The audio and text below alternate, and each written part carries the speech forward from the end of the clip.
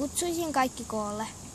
Nyt kun Punahäntä on kuollut, niin Tomutassun uusi opettaja on Mustaraita. Selvä. Ja nyt minä nimitän uuden varapäällikön. Minä. Leijonamieli. No niin, voitte palata omiin oloihinne.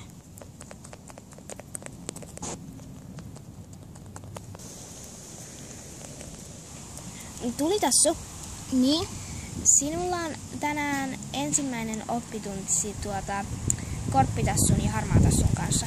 Leijonamieli ja Tiikerikynsi opettavat teitä. Selvä. Mennään heti kertomaan heille. Selvä. Pojat, No?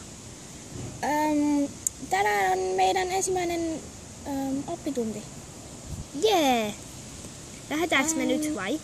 Ei. En mä tiedä, siis tai no joo, kai, ei, joo. Okei. Hei! No?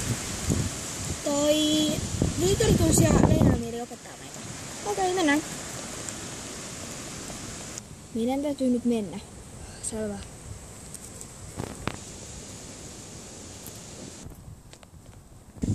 Eli tänään on siis teidän ensimmäinen oppituntinne. Ensimmäiseksi me kertaamme säännöt. Tylsää. Harmaatassulle ja Korppitassullekin vähän kertausta. Ensimmäisenä on, että laani ruokitaan ensin aina kun olette saalistamassa. Toisena on, että ulkopuolisille ei puhuta. Ja kolmantena, että reviiriltä ei poistuta.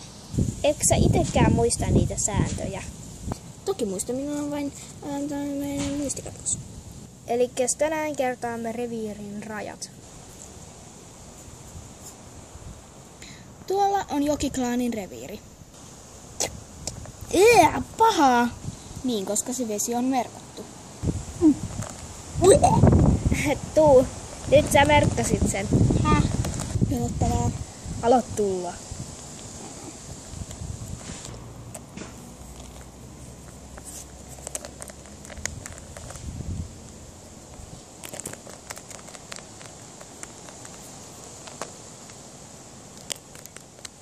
Tulee.